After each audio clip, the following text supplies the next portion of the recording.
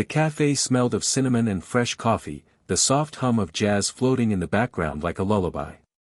Outside, Seattle's rain tapped gently on the windows. Inside, life moved slowly, until the moment one man threatened everything. Noah Daniels, 32, wore shoes with worn soles and a heart stitched with scars.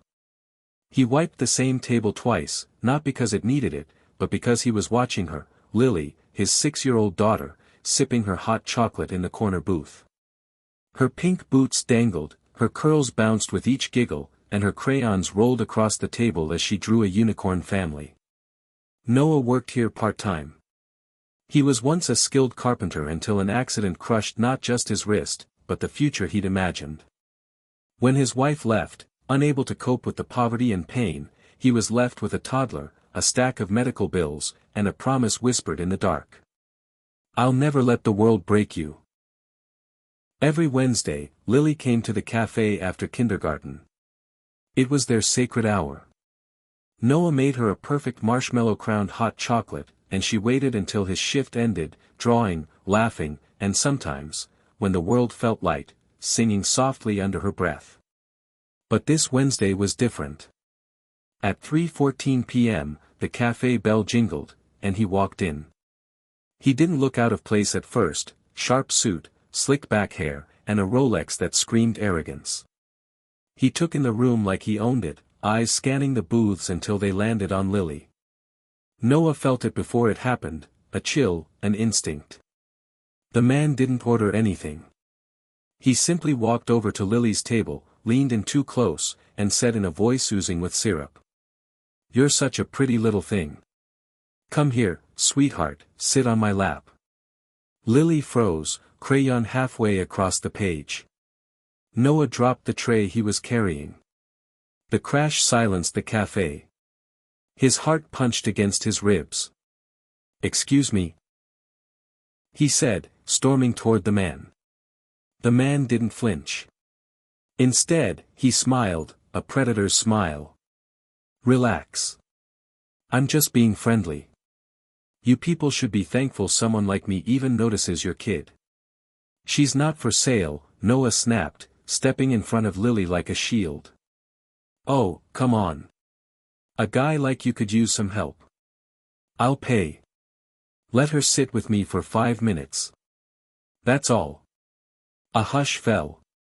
Every face in the cafe turned toward them. "Let me say this once," Noah growled, fists clenched. "Take another step near her, and you'll leave in a stretcher." "What's your problem?" the man scoffed, rolling his eyes. "I'm offering money. That's how the world works, doesn't it?" Then, a voice from the back broke the tension. "Not this world." It was an elderly man, gray-bearded and wearing a tweed coat. He stood up slowly. "Not in this cafe.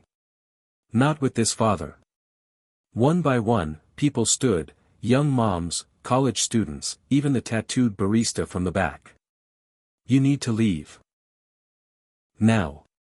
Before we call the cops." The rich man looked around, stunned. "You're all crazy," he muttered, and stormed out, slamming the door so hard the glass rattled. Noah dropped to his knees beside Lily, who was now trembling. "Are you okay, baby girl?" He was scary, Daddy.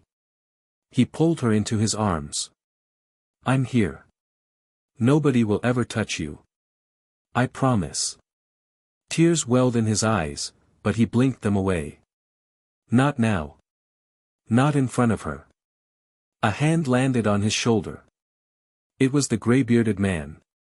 "You protected her. Most wouldn't have had the courage to confront someone like that." Then he handed Noah a card. "Come see me tomorrow. Please." The next day, Noah found himself in a modest downtown office. The door read, "Ashby Foundation for Families." Inside, the same man from the cafe, Frederick Ashby, smiled warmly. "I wasn't always rich," he began. "I was raised by a single mom. Saw her sacrifice everything. Men like you.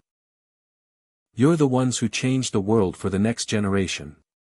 He slid a folder across the desk. Inside. A scholarship for Lily at one of the best private schools in the state. A job offer for Noah, carpentry instructor at their youth outreach center. And a monthly stipend for housing support. Noah couldn't speak. You taught your daughter the most powerful lesson, Ashby said. That love cannot be bought. And dignity cannot be rented. Noah choked on his words. I'm just trying to survive. You're doing more than surviving, Ashby replied.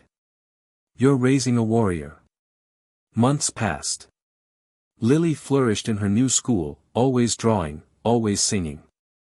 Noah taught troubled teens how to work with their hands, and their hearts. He was rebuilding his life, one wooden beam at a time. But the greatest gift. Every night, before bed, Lily would whisper. Daddy, I'm not scared of the world anymore. Because I have you. And every night, Noah would whisper back. And the world better be scared of me, if it ever tries to hurt you. There are moments when the world tests our limits. When evil wears a smile and money tries to buy innocence. But in those moments, the loudest act of courage is a quiet no. A child's worth is not in dollars. A father's love is not negotiable. And dignity, true dignity, isn't something you earn. It's something you defend. Because some hearts can't be bought. They're built by love. Protected by courage. And passed on through generations.